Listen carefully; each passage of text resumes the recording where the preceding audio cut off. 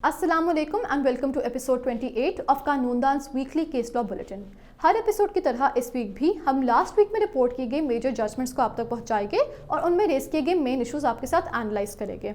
तो आइए let's begin with the Supreme Court judgment. Supreme Court of Pakistan Faisal Shahzad versus the State. ये case Supreme Court के सामने एक जेल पिटिशन के तौर पर पेश किया गया। इस केस के फैक्ट्स पर पिटिशनर को control of narcotics substances act 1997 के सेक्शन 9C के तहत ट्राई और कन्विक्ट किया गया। हाई कोर्ट ने अक्यूज की कन्विक्शन और सेंटेंस को अपहोल्ड किया। इस केस के फैक्ट्स पर कोर्ट के सामने दो मेन इश्यूज थे। पहला इशू ये था कि क्या पुलिस ऑफिशियल्स की टेस्टिमनी प्राइवेट विटनेसेस की टेस्टिमनी की तरह गुड टेस्टिमनी कंसिडर की जाएगी। दूसरा इशू ये था कि क्या control of narcotic substances government analyst rule 2001 control of narcotic substances act 1997 की सब्सटैंटिव प्रोविजंस को कंट्रोल करते थे। कोर्ट ने इस पिटिशन को डिसमिस कर दिया।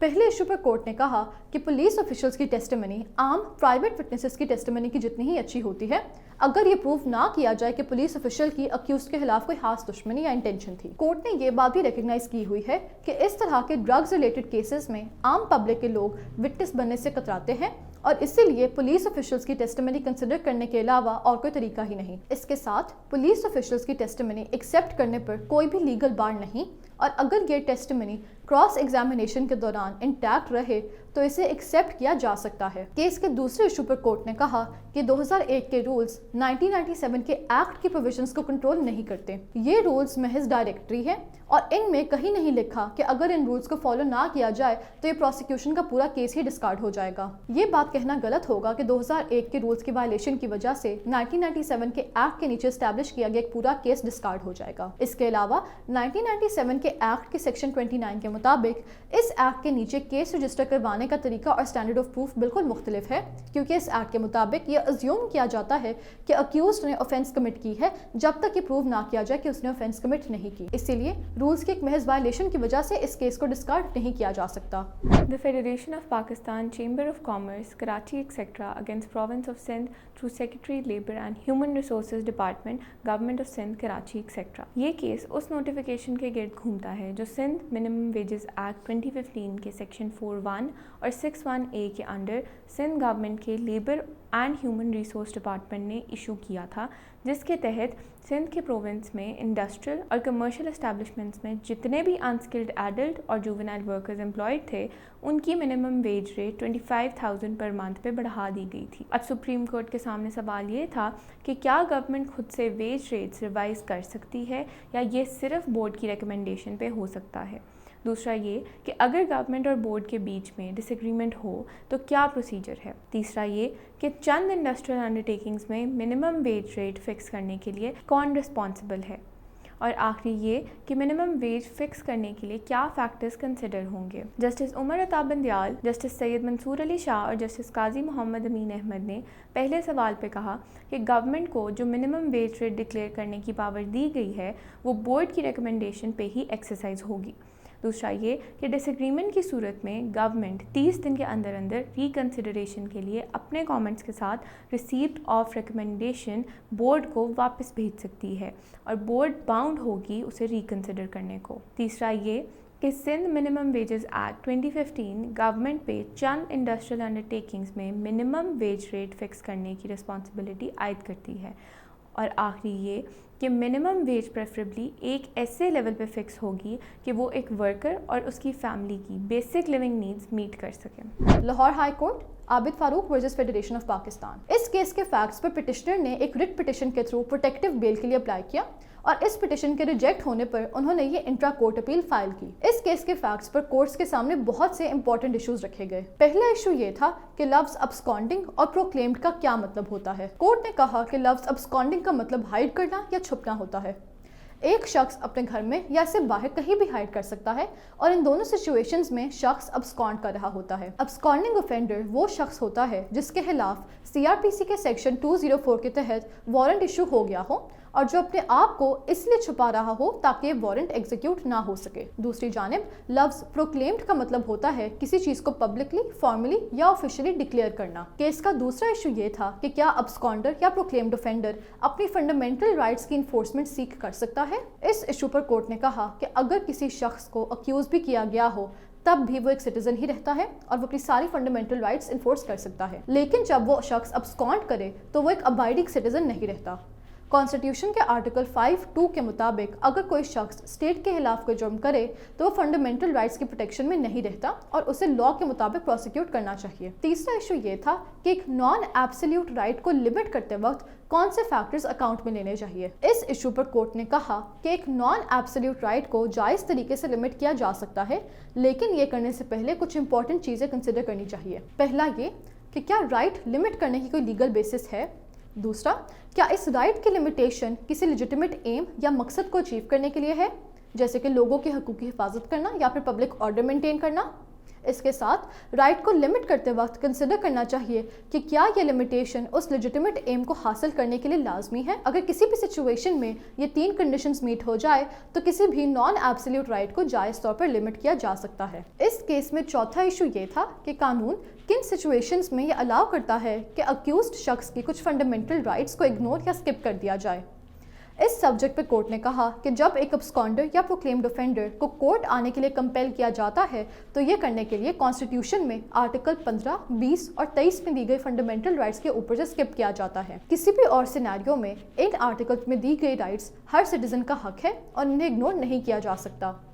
कोर्ट ने कहा कि इससे मुतल्लिक मज़ीद इन्फॉर्मेशन पुलिस रूल्स 1934 के चैप्टर 23 और CRPC 1898 के चैप्टर 4 में दी गई है। केस का 5वां इशू ये था कि क्या हाई कोर्ट बेल का सवाल डिसाइड करते वक्त अक्यूज्ड पर लगे गए इल्ज़ामात के नेचर को एनालाइज कर सकता है। इस इशू पर कोर्ट ने कहा कि हाई कोर्ट अपनी कॉन्स्टिट्यूशनल जुरिस्डिक्शन में बेल का सवाल डिसाइड करते हुए अक्यूज्ड के ऊपर लगे गए इल्ज़ामात को ब्रीफली देख सकता है ताकि वो बेल ग्रांट या रिफ्यूज़ करने से पहले टेंटेटिव तौर पर अक्यूज के गिल्ट या इनोसेंस का पता लगा सके। अलबत्ता ये करते वक्त हाई कोर्ट को केस के मेरिट्स पर कोई कमेंट नहीं करनी चाहिए क्योंकि इससे कल को मेन केस पर फर्क पड़ सकता है।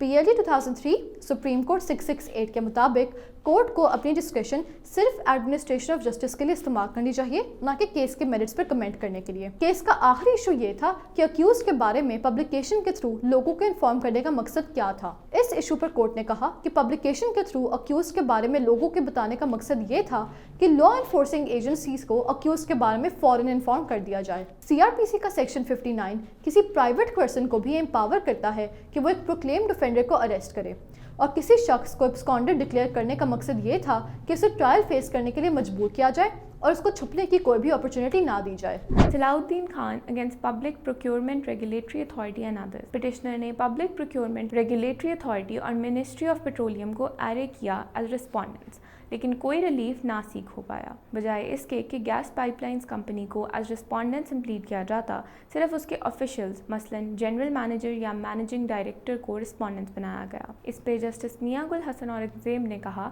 कि चूंकि कोई रिलीफ नहीं प्रे हुई सेट रिस्पोंडेंट्स के खिलाफ, इसलिए वो परफॉर्मा रिस्पोंडेंट्स कंसिडर होंगे।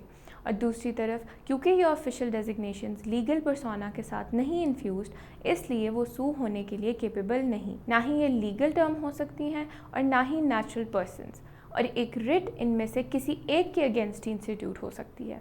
इवन दो पिटिशनर के पास ये अपॉर्चुनिटी थी कि वो पिटिशन को अमेंड करता, उसने फिर भी SNGPL को रिस्पोंडेंट्स के एरे में नहीं ज्वाइन किया। लिहाजा इस पिटिशन में फेटल डिफेक्ट है इन फॉर्म और मेंटेन नहीं हो सकी। PLD 2022 पेशावर 68। ये केस पेशावर हाई कोर्ट के सामने एक कॉन्स्टिट्यूशनल पिटिशन के तौर पर पेश किया गया। इस केस के फैक्ट्स पर petitioner Gomal university DI Khan के एक्स वाइस चांसलर थे। 2021 में ये फैसला किया गया कि गोमल यूनिवर्सिटी की फैकल्टी ऑफ एग्रीकल्चर या एग्रीकल्चर डिपार्टमेंट को एक फुल फ्लेज्ड यूनिवर्सिटी में तब्दील कर देना चाहिए। अलबत्ता पिटिशनर ने प्राइम मिनिस्टर को एक लेटर लिखा जिसमें उन्होंने बताया कि खैबर पख्तूनख्वा यूनिवर्सिटीज़ एक्ट 2012 के नीचे पहले से ही एक university of agriculture DI Khan exist करती थी और एक नई यूनिवर्सिटी बनाने से कंफ्यूजन पैदा हो सकती है। प्राइम मिनिस्टर से डायरेक्ट कम्युनिकेशन करने पर पिटिशनर को डिसिप्लिनरी एक्शन के थ्रेट्स रिसीव हुए और गवर्नर ने चांसलर की हैसियत में पिटिशनर को 90 दिन की फोर्स लीव पर भेज दिया। इस केस में कोर्ट के सामने दो मेन इश्यूज थे। पहला इशू ये था कि क्या गवर्नर KPK चांसलर की हैसियत में यूनिवर्सिटी के वाइस चांसलर को फोर्स लीव पर भेज सकते थे। दूसरा इशू ये था कि क्या कैबिनेट और गवर्नर यूनिवर्सिटी की किसी डिपार्टमेंट को फुल फ्लेज यूनिवर्सिटी में तब्दील करके उस ओरिजिनल यूनिवर्सिटी की प्रॉपर्टी नई यूनिवर्सिटी को ट्रांसफर कर सकते हैं। पहले इशू पर कोर्ट ने कहा कि 2012 के एक्ट की सेक्शन 12 सबसेक्शन 7 के तहत वाइस चांसलर अपना ऑफिस चांसलर के प्लेजर या मर्जी तक होल्ड करते हैं और सेक्शन 12 सबसेक्शन 8 चांसलर को यह इख्तियार देता है कि वह वाइस चांसलर को फोर्स लीव पर भेजे। इसके अलावा 2012 के एक्ट के सेक्शन 9 सबसेक्शन 7 के मुताबिक जब गवर्नर चांसलर के फराइज सर अंजाम दे रहा हो तो उन्होंने कॉन्स्टिट्यूशन के आर्टिकल 105 के मुताबिक बिहेव करना होता है। प्रेजेंट केस के फैक्ट्स पर गवर्नर या चांसलर ने चीफ मिनिस्टर के एडवाइस पर ही वाइस चांसलर को हटाने का कदम उठाया। इस वजह से वाइस चांसलर के खिलाफ ये फोर्स लीव वाला ऑर्डर कॉम्पिटेंट अथॉरिटी ने अपनी जुरिस्डिक्शन में रहते हुए पास किया था। केस के दूसरे इशू पर कोर्ट ने कहा कि 2012 के यूनिवर्सिटीज एक्ट के तहत प्रोविंशियल गवर्नमेंट के पास ये पूरी पावर थी कि वो नई यूनिवर्सिटीज एस्टैब्लिश करे और ये एक्शंस कोर्ट की जुरिस्डिक्शन में एनालाइज नहीं किए जा सकते थे। अलबत्ता गोमल यूनिवर्सिटी एक ऑलरेडी एस्टैब्लिश यूनिवर्सिटी थी जो कि गवर्नमेंट के कंट्रोल से फ्री थी और 2012 के एक्ट के सेक्शन 3, 6 और 22 के मुताबिक सिर्फ इस यूनिवर्सिटी का सिंडिकेट ही इस प्रॉपर्टी के साथ डील कर सकता था। इसीलिए गोमल यूनिवर्सिटी की प्रॉपर्टी नई एग्रीकल्चर यूनिवर्सिटी ऑफ DI हान को गोमल यूनिवर्सिटी के सिंडिकेट के परमिशन के बगैर ट्रांसफर नहीं की जा सकती थी। गोमल यूनिवर्सिटी की सारी प्रॉपर्टी यूनिवर्सिटी की अपनी मलकियत में थी, जिसकी वजह से गवर्नमेंट की जानिब से इस प्रॉपर्टी को ट्रांसफर करने का फैसला जुरिस्डिक्शन से बाहर था और इसे सेट असाइड कर दिया गया। यूनिवर्सिटी की अपनी प्रॉपर्टी सिर्फ उसके अपने सिंडिकेट के फैसले पर ही ट्रांसफर हो सकती थी। इन्हीं सब इश्यूज की बेसिस पर कोर्ट ने इस रिट पिटीशन को डिसमिस कर दिया। Ejaz alias Judgy and others against the state etc. Faiz Ahmed against the state etc. Faiz Ahmad against Mohammad Ahmad etcetera. Appellants ने इंस्टेंट अपील के ज़रिए अपनी कन्विक्शन स्टेल की है। कंप्लेनर ने भी दूसरी तरफ अपेलेंट्स को अवॉर्ड की गई सेंटेंस की इन्हांसमेंट के लिए एक क्रिमिनल रिविजन फाइल की और कुछ एक्यूज्ड के एक्विटल के खिलाफ PSLA। अब अदालत के सामने पहला सवाल ये था कि एपेलेट कोर्ट किन सिचुएशंस में एक्विटल ऑर्डर के साथ इंटरफेयर कर सकता है और दूसरा ये कि मेडिकल एविडेंस की नेचर क्या है। जस्टिस आलिया नीलम ने कहा कि एक्विटल ऑर्डर के साथ सिर्फ तब इंटरफेरेंस हो सकती है जब लोअर कोर्ट की जजमेंट परवर्स हो या कम्प्लीटली इलीगल और कोई और कंक्लूजन ना ड्रॉ हो सके सिवाय इसके कि एक्यूज्ड गिल्टी है या जब एविडेंस की मिसरीडिंग या non reading miscarriage of justice में रिजल्ट हुई हो। और दूसरा ये कि मेडिकल एविडेंस सिर्फ receipt of injuries, the kind of weapon used और नेचर ऑफ इंजरीज इंडिकेट करता है, मगर उसने असेलेंट को नेम नहीं किया। PLD 2022 Sindh 135 Zahir Khan and Brothers versus Province of Sindh. इस केस के फैक्ट्स पर अपेलेंट ने हाई कोर्ट के एक सिंगल जज के ऑर्डर को चैलेंज किया। सिंगल जज के इस इंटरिम ऑर्डर में अपेलेंट को डायरेक्ट किया गया कि वह एक ऑक्शन में पार्टिसिपेट करे। अलबत्ता अपेलेंट के मुताबिक ये बिडिंग प्रोसेस इलीगल था और इस ऑर्डर के थ्रू सिंगल जज ने उनकी ग्रीवियंस एड्रेस नहीं की थी। अपेलेंट ने कहा कि उन्होंने बिडिंग के पहले राउंड में हाईएस्ट बिड सबमिट करवाई थी जो कि एक्सेप्ट नहीं की गई, जिसकी वजह से उन्होंने एक इंजंक्शन एप्लीकेशन फाइल की थी जिसको सिंगल जज ने अभी तक एड्रेस नहीं किया था। इस केस में कोर्ट के सामने एक मेन इशू था, वो ये कि क्या सिंगल जज के एक ऐसे इंटरिम ऑर्डर के खिलाफ अपील लाई जा सकती है जिसमें पार्टीज की राइट्स डिटरमिन ना की गई हो और अपेलेंट को महज एक ऑक्शन में पार्टिसिपेट करने के लिए कहा जा रहा हो। इस अपील को डिसमिस करते हुए कोर्ट ने कहा कि सिंगल जज का ये ऑर्डर अपीलेबल नहीं था। इस ऑर्डर के थ्रू सिंगल जज महज केस के प्रोसेस को रेगुलेट कर रहे थे और किसी भी पार्टी की राइट्स हतमी तौर पर डिटरमिन नहीं की गई थी और मेन एप्लीकेशन अभी भी जज के सामने पेंडिंग थी। कोर्ट ने यह भी कहा कि आजकल जजेस के हर इंटरिम ऑर्डर को भी चैलेंज करने का ट्रेंड बन गया है, जिसकी वजह से केसेस को मेरिट पर डिसाइड करने का मौका ही नहीं मिलता और ऐसे हर ऑर्डर पर अपील अलाउ नहीं करनी चाहिए। अब्दुल हक अगेंस्ट अकरामुल हक एक्सेट्रा। पिटिशनर ने ट्रायल कोर्ट और एडिशनल डिस्ट्रिक्ट जज दोनों की जजमेंट्स की वैलिडिटी को चैलेंज किया है, जिसमें as per report of local commission suit of partition decree हुआ था। उसने प्रे किया कि उनकी प्राइवेट पार्टीशन फाइनल डिक्लेयर हो जाए। अब अदालत के सामने पहला सवाल ये था कि पार्टीशन सूट का मेन पर्पस क्या है। दूसरा ये कि जब लोकल कमीशन पे पार्टिशनेबल और अनपार्टिशनेबल प्रॉपर्टी के हवाले से रिपोर्ट सबमिट की हो तो कोर्ट कैसे प्रोसीड करेगा। तीसरा ये कि पार्टिशनेबल प्रॉपर्टी के केस में क्या रिक्वायरमेंट्स ऑब्जर्व होंगी। और आखिर ये कि जो ऑब्जेक्शंस को शेयरर ने फाइल की होंगी उन्हें कोर्ट कैसे डिसाइड करेगा। जस्टिस सरदार सलीम शाहिद ने कहा कि पार्टीशन सूट का पर्पस ये है कि हर शेयरर के शेयर को उनकी इंटाइटलमेंट के लिहाज से सेटल किया जाए। दूसरा ये कि अगर लोकल कमीशन सबमिट करे कि प्रॉपर्टी पार्टिशनेबल है तो फिर वो मोड ऑफ पार्टीशन प्रपोज करते हैं, और अगर कमीशन सबमिट करे कि प्रॉपर्टी पार्टिशनेबल नहीं है तो फिर वो ऑक्शन पे लग जाती है अंडर द रूल। तीसरा ये कि पार्टिशनेबल प्रॉपर्टी के केस में कोर्ट बाउंड है ये देखने को कि प्रपोज शेयर्स इक्वल हैं इन ऑल रिस्पेक्ट। और आखिरी ये कि पार्टीशन एक्ट की रोशनी में कोर्ट को वो ऑब्जेक्शन सेटल करनी होंगी। मोहम्मद जबार Hussain versus Province of Punjab and others, ये केस लाहौर हाई कोर्ट के सामने एक कॉन्स्टिट्यूशनल पिटिशन के तौर पर पेश किया गया।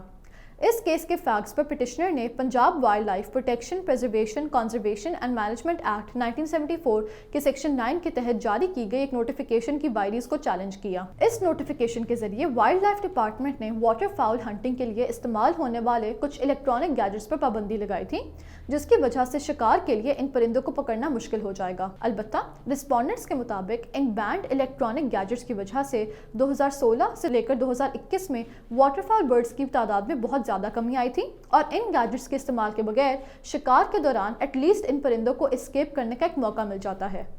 इसीलिए ये बैन इस वाइल्ड लाइफ को बचाने के लिए लाजमी थी। इस केस में एमिकस क्यूरी ने यह बताया कि दुनिया में बहुत से ममालिक में ये इलेक्ट्रॉनिक डिवाइसेस बैन थी क्योंकि ये फेयर चेस के प्रिंसिपल्स के खिलाफ जाती थी। इस केस को डिसाइड करने से पहले जस्टिस जवाद हसन ने हंटिंग के इशूज़ पर बहुत सी नेशनल और फॉरेन जजमेंट्स को साइट किया, जिनमें PLD 2016 SC 421 और 2016 SCMR 48 शामिल थी।